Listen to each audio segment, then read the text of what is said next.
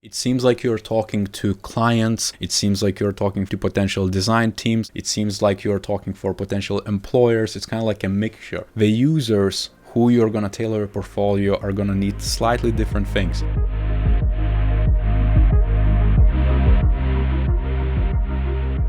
Hey, what is up? Welcome back, Design Squad, and today I have another portfolio to review. I'm going through the list slowly though. So this has been, quite some time. I think, by the time I review your portfolios, you might already progress from junior to mid to senior, whatever. And as you can see from the Outlook community, he's welcoming, put his photo. He's a digital product designer who creates growth-driven products. And as you can see out of the bat, he presents the work experience, which is great. So he is kind of like a social proofing it. He gives you a glimpse of what other people say. And this is something overlooked. You could get it from peers, from product managers, from whoever. You can always use these snippets to better illustrate who you are and how you work with other people and what are other people saying. It's kind of like almost like a book review or app review, but you are that book, you are that app, so people know how it's like to actually work with you, right? And if you are actually capable, you can also showcase the logos of the clients. Another cheap point, but it's also worthy. And then he jumps into the case study, so effective registration of new gym members, UX UI design, design system, temperature service, again UX design and service design, interesting, increasing engagement for a newspaper site, and UX design and product strategy. And right off the bat, he's marketing those case studies, which is really good, by the way, is by the benefits. So effective registration. Temperature service could be also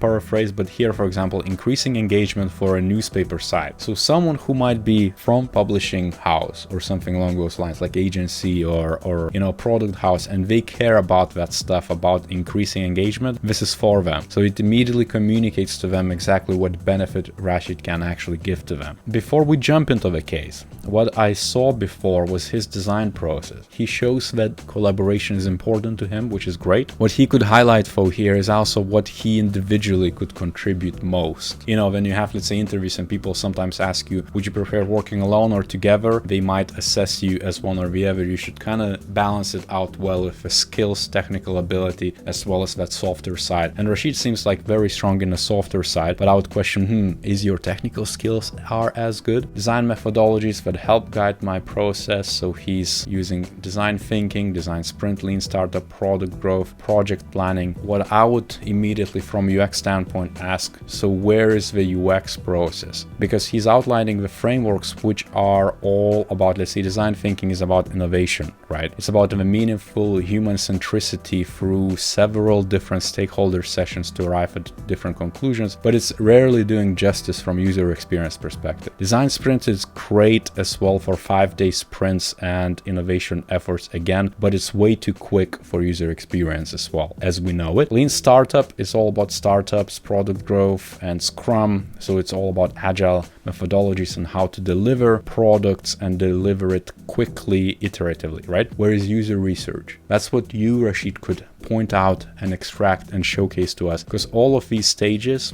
which he loops and he's showcasing as a cycle. Here there is some research done, but how deep? And then he's showcasing the typical design thinking, desirability, feasibility, and viability, meaning user, technology, and business. And this is where your product will lay. So, human-centered approach, basically. So I'm gonna pick the recent case study. Saya wants an easier and fully digitized onboarding process for new members. And I would question, why does the business want that? What's the bottom line? They want to increase their customer base, let's say, right? That would be their problem statement.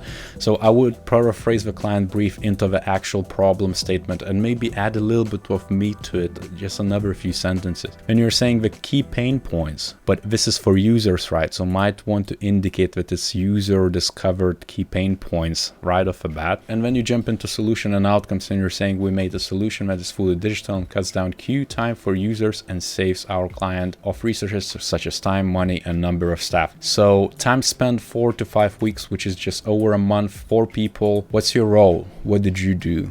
That's a question mark. You need to add what did you do specifically yourself. Were you the only designer or others were designers? Is it for designers?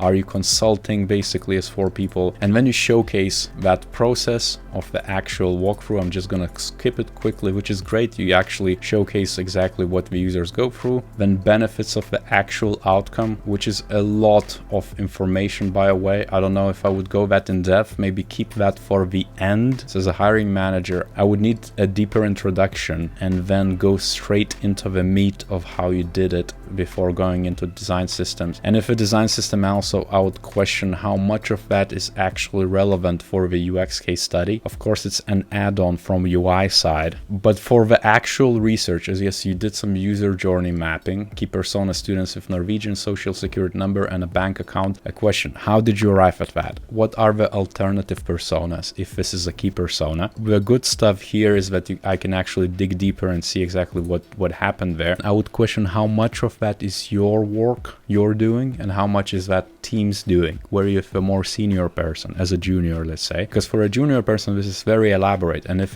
this is your work, come work with me, basically, right? You explain it, what it gives to the client as well, which I don't know if you need to do that. Again, it depends who you apply for, I guess. But you're almost here, you're explaining what user journey mapping is. But in a portfolio, you don't really need to do that. Maybe use that as a blog post to explain it or something along those lines. And so you go into the to-be journey as well on a higher level, and then you showcase exactly what the benefits, which is great. But the benefits should be about the user, because that's why you're mapping it. Or there are some missteps which you could elaborate more. What I would do, I would build on top of this map and redesign this for the to-be journey. If this is your to-be journey, it's quite high level. I mean, it's great for outlining customer experience touch points, but that's about it. Then you go into design process where I guess the flow could just be improved a tad here, where you describe the team. This is what I would want to see in the very beginning, more than just, in the design process. I guess it makes sense that you were accompanied by service designer. All the other bits then make sense as a teamwork, let's say. Backend developer and frontend developer, the overview, so you jump back into the client brief. How many user interviews, user observations, user tests, iterations, weeks, stakeholders. All of this could have been way up above, way before you did the user journey mapping. I would want to see how did you segment it as well with these users? How did you split it?